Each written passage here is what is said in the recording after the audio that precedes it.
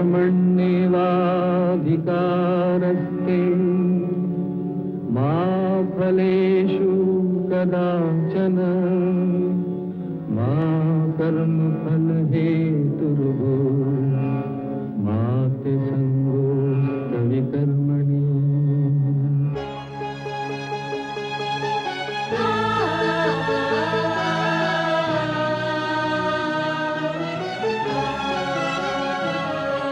ये औरत है कुदरत का अनमोल तोहफा, ये ममता का सागर मोहब्बत का दरिया है, हर नस्ल हर देश पर कर्ज इसका बनाया गया, त्याग को फर्ज इसका। मगर इसकी दुनिया ने कीमत न जानी, मगर इसकी दुनिया ने कीमत न जानी। अजब दास्तां है, अजब है कहानी।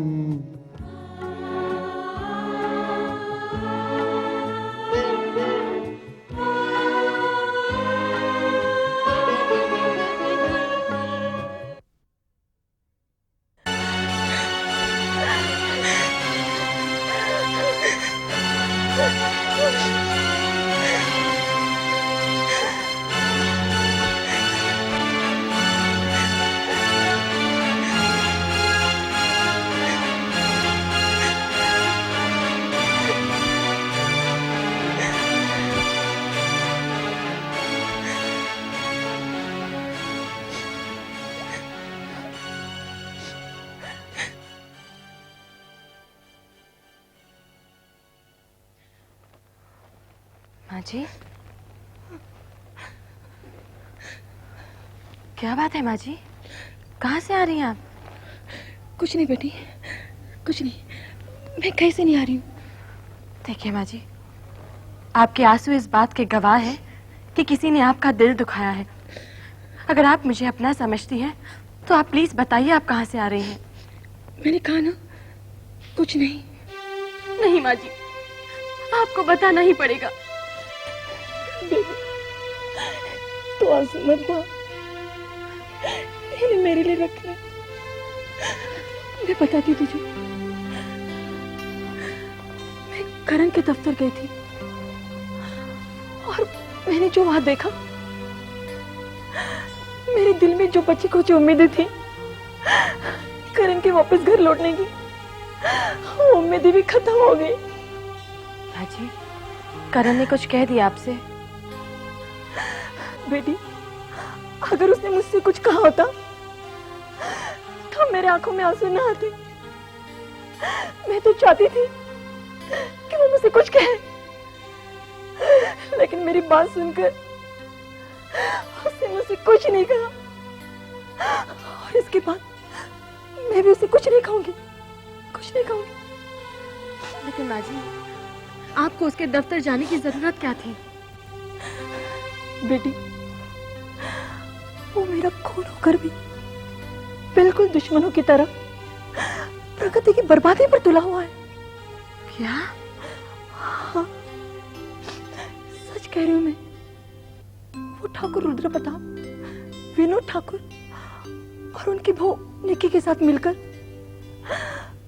प्रगति के कंपनी के मजदूरों को बहकाकर उन्हें प्रगति से तोड़ने की कोशिश कर रहा है। मुझे उससे ये उम्मीद न थी। आज मैं बिल्कुल नाउम्मीद होकर लौटी हूँ। ठाकुर रुद्र प्रताप, विनोद ठाकुर और निक्की ने मुझसे मेरा बेटा छीन लिया। बेटी, आज से पहले मुझे इस बात पर गर्व था कि करण मेरा बेटा है, मगर आज मैं इस बात पर शर्मिंदा हूँ कि मैं करण की माँ हूँ, माँ हूँ।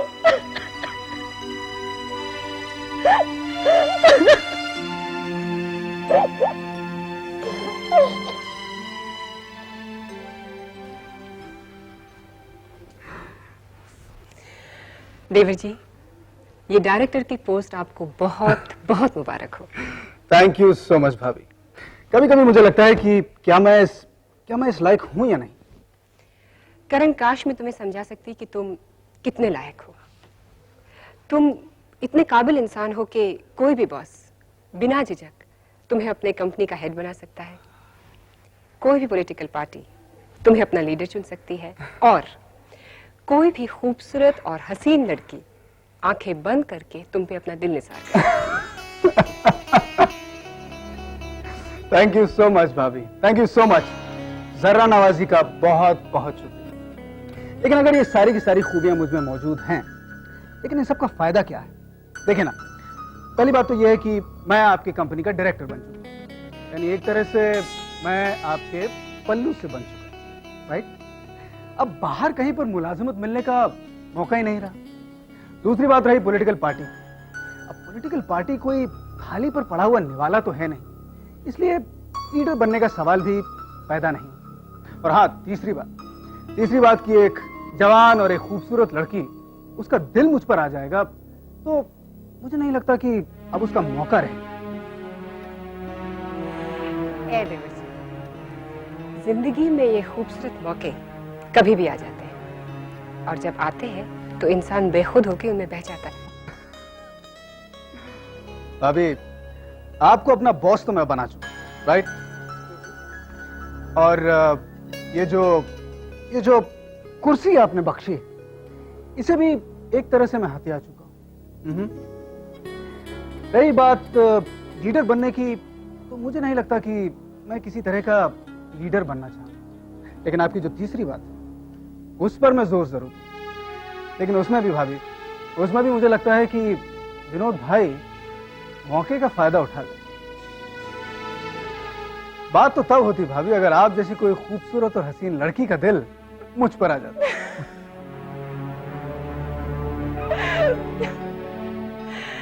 देवर जी, आप बहुत ही शरारती हो। लेकिन लड़कियों के दिल के बारे में आप ज्यादा नहीं जानते हो। लड़कियों का दिल बड़ा ही चंचल होता है और हरजाई भी। एनीवे, उसकी फिक्र अभी मत करो। तुम सिर्फ ये कुर्सी संभालो और धीरे धीरे अपने दिल और दिमाग में चेयरमैन बनने के ख्वाब देखो। करण, तुम सिर्फ मुझे एक तोहफा दो, प्रगति की बर्बादी का, और फिर देखो मैं तुम्हें कहां से कहां पहुंचा देती हूँ। ए भाभी, जरा सावधान। देवर से इतनी छेड़छाड़ अच्छी नहीं। कहीं अगर मैंने आपकी बातों पर यकीन कर लिया ना, तो भगवान कसम बड़ी मुसीबत में पड़ जाएंगे आप। आई एम सीरियस करण। दुनिया में हर चीज बिकाऊ है, उसकी अपनी कीमत है, उस पर एक प्राइस टैग है और अपनी हैसियत के मुताबिक उसे दुकानों में रखा जाता है। जिसमें जितना दम है उसकी उड़ान उतनी ही ऊंची है और उसे उस ऊंचाई तक जरूर पहुंचना है। Best of luck. Thank you so much.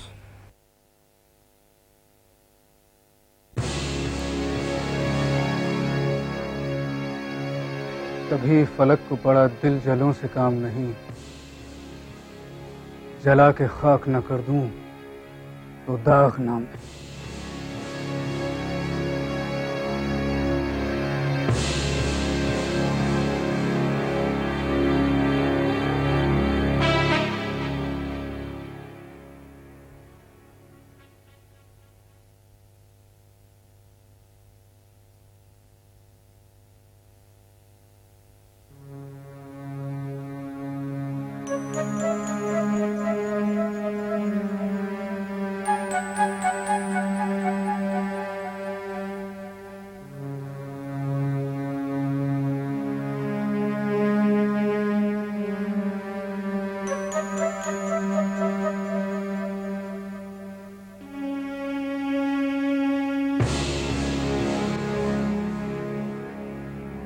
क्या बात है बेटी? डैडी, मैं आपसे कुछ कहने आई हूँ।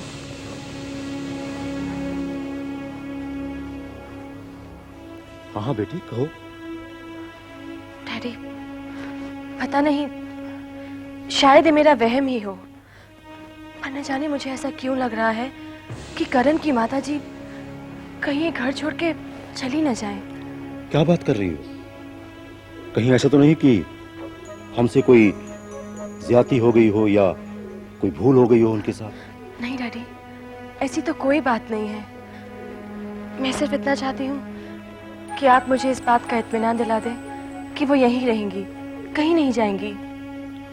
बेटी, जिस तरह से तुम ये बात मुझसे कह रही हो, उससे तो लगता है कि तुम खुद कहीं जाने वाली हो, और तुम्हारे जाने के बाद हम उनका ख्याल भी रखेंगे या नहीं? नहीं डैडी, अब मैं कहाँ जा सकती हूँ? जिस दिन मुझे जाना था, उस दिन तो आपसे लड़कर मैं चली गई थी। मगर उस जाने की कीमत तो मुझे चुकानी ही पड़ी, जो मैंने कभी सोचा ही नहीं था। वो सब कुछ हुआ मेरे साथ। अब तो मेरा विश्वास ही डावाडोल हो गया है। अब अगर आप मुझे यहां से जाने के लिए कहेंगे ना, तो भी मैं नहीं जाऊंगी। कुसुम बेटी, ये बात तुम मुझसे यूं ही नहीं कह रही। देख, तुम मुझसे जरूर कुछ छुपा रही हो। नहीं डैडी, मैं आपसे कुछ भी नहीं छुपा रही हूँ, मगर आज जो मैंने देखा, उसे देखकर मेरा कलेजा दहल गया। आज मैंने माँ जी को फूट फूट कर रोते हुए देखा है। मैं बर्दाश्त नहीं कर सकी, इसलिए आपके पास चली आई। डैडी, हो सकता है कि बेटे की बातों ने माँ के दिल को चोट पहुंचाई हो। वो अपने आप को तन्हा और मजबूर महसूस कर रही हो, और ये भी हो सकता है कि वो ये सोच रही हो कि ये घर उनके बेटे की ससुराल है, और लोग अपने बेटे की ससुराल में रहने को पसंद नहीं करते हैं। वो इसे अपना अपमान समझते हैं। हाँ बेटी, ये कारण हो सकता है उनकी परेशानी का, मगर मेरे बेटे, तुम्हें इसमें परेशान होने की क्या जरूरत है, हैं? मैं अभी चलता हूं तुम्हारे साथ उनके पास और बहन जी से बात करूंगा। अगर उनके दिलो दिमाग में ऐसी कोई बात है तो वो बात उनके दिलो दिमाग से बाहर निकालने की कोशिश करेंगे। आओ मेरे बेटे, आओ मेरे साथ।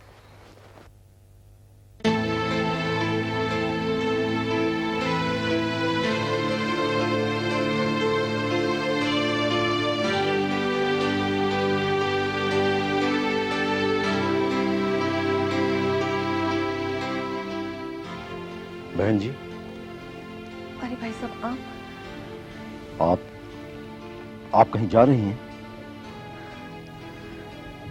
भाई साहब, सुधा के लिए तो कोई किसी के घर में नहीं रह सकता।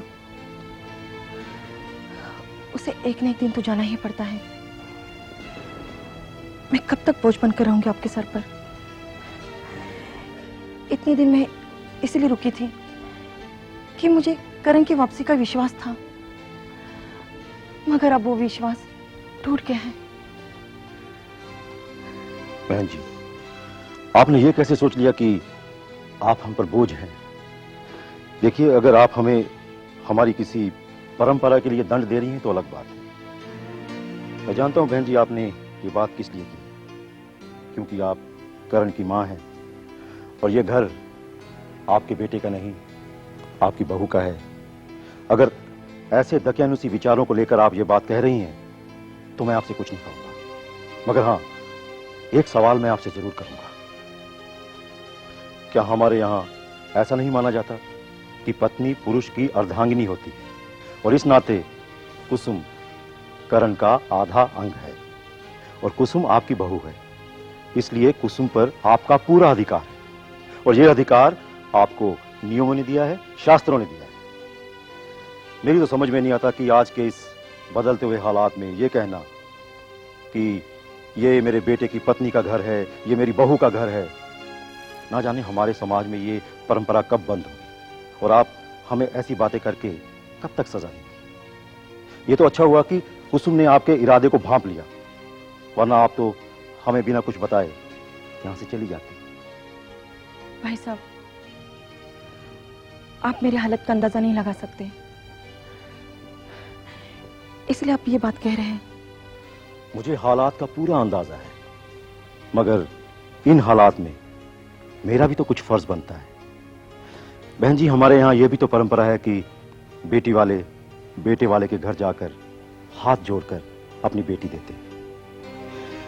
किस्मत ने मुझे ये मौका तो दिया नहीं, मगर आज जो मौका मिला है तो मैं हाथ जोड़कर आपसे विनती करता हूं कि आप ये घर छोड़कर मत जाइए। ये आप क्या कर रहे हैं भाई साहब? ऐसे मत कीजिए आप। मैं तो इस लायक नहीं हूं। मैं तो इस समाज में किसी खंडर की गिरती हुई दीवार की तरह हूं। नहीं बहन जी, आप तो त्याग और बलिदान की ऐसी मूर्त हैं जिसके आगे हर सर को झुकना चाहिए। मुझे बहन जी वचन दीजिए कि आप इस घर को छोड़कर नहीं जाएंगे। ठीक है भाई साहब, मैं आपको वचन देती हूँ। मैं यहां से नहीं जाऊंगी, बल्कि इस विचार को भी अपने मन में नहीं आने दूंगी। मैं यही रहूंगी। माँ जी, इसके बाद भी अगर आपके मन पर कोई बोझ है तो मैं उसे हल्का किए देती हूँ। इस मकान के अलावा डैडी का और एक बंगला है जो कि खाली पड़ा है। डैडी ने वो बंगला मेरे लिए बनवाया था और अब मैं चाहती हूँ कि वहाँ एक म्यूजिक स्कूल खोल दूँ और आप उसकी इंचार्ज हो। बेटी। हाँ माँ जी, मैं जानती हूँ कि आपने शास्त्रीय संगीत सीखा है और जिस तरह से आपने उसकी साधना की है वो व्यर्थ नहीं जानी चाहिए। बेटी कुसुम, दुनिया में हर इंसान का दिल तुम लोगों की तरह बड़ा नहीं है। बेटी, वहां लोग मुझ जैसे औरत के पास अपने बच्चों को किस तरह भेजेंगे? जिसका अतीत बदनाम हो वो खुद बदनाम हो। और इसकी शुरुआत हम अपने ही घर से करेंगे। कुसुम की बड़ी ख्वाहिश थी संगीत सीखने की, मगर हमारे जमींदाराना रवैये ने कुसुम की इस ख्वाहिश को पूरा नहीं होने दिया और कुसुम आपकी पहली छात्रा होंगी। और बहन जी, एक बात और बताऊं, आज मैं जो कुछ भी हूं उसके पीछे कुसुम का बहुत बड़ा हाथ है। जी आप क्या कह रहे डैडी? हाँ बहन जी, मैं भी अपने अतीत को नहीं भूला हूं और अब मैंने तय कर लिया है कि अगर मुझे भविष्य में आगे बढ़ना है तो मुझे अपने जिंदगी के रवैये को बदलना होगा और अपने अतीत को जमीन की गहराइयों में दफन करना होगा। और मैं अपने अतीत को दफन कर रहा हूं। माँ जी, जिंदगी सिर्फ अपने लिए ही नहीं होती है, वो तो दूसरों के लिए भी होती है। हाँ, सच कहा तुमने। भाई साहब, आपका बहुत बहुत शुक्रिया। मैं भी अपने अतीत को पूरी तरह दफन करने की कोशिश करूंगी।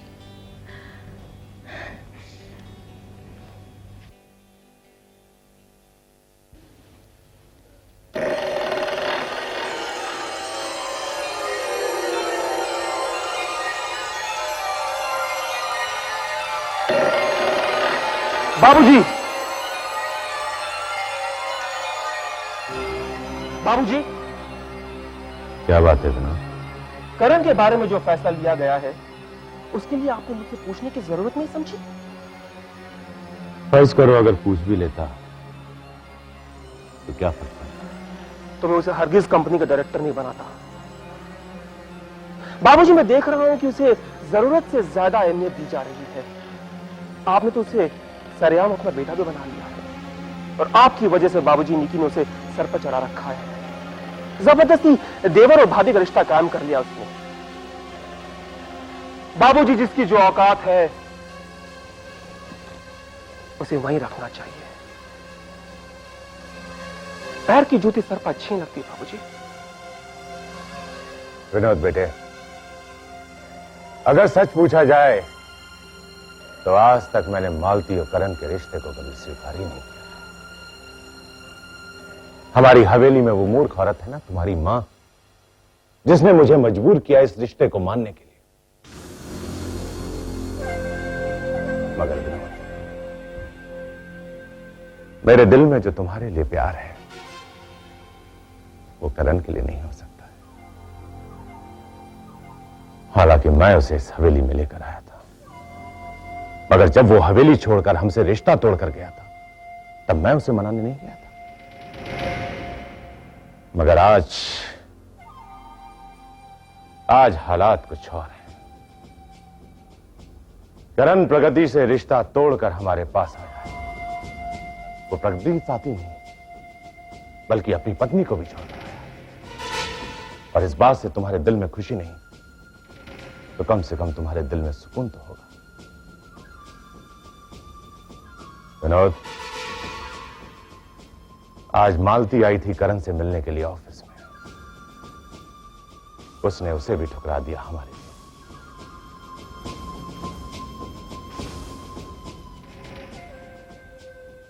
बाबूजी, आप उसे जितना ईमानदार और सीधा साधा समझ रहे हैं ना, वो ऐसा है नहीं बाबूजी। वो तो एक साजिश के तहत आया है यहाँ, पहले मैनेजर बनकर, और आपकी मेहरबानियों पर वो कंपनी का डायरेक्टर भी बन गया है। हो सकता है बाबूजी वो कल चेयरमैन भी बन जाए। हाँ विनोद, वो भी सकता है। फिर भी ये सौदा सस्ता है। विनोद, तुम उसे चेयरमैन बनाने की बात कर रहे हो। वो अगर चाहे तो कानूनी तौर पर ठाकुर रुद्र प्रताप सिंह की जायदाद का आधा हिस्सेदार भी बन सकता है। हाँ। शुक्र करो कि उसने अपनी ख्वाहिशों का दायरा इतना लंबा नहीं किया, वरना वो चाहे तो किसी भी समय इस जायदाद का बंटवारा करवा सकता है। विनोद, अकल से काम लो। ये मत सोचो कि तुम्हें क्या नुकसान हो रहा है, ये सोचो कि तुम्हें क्या फायदा हो रहा है।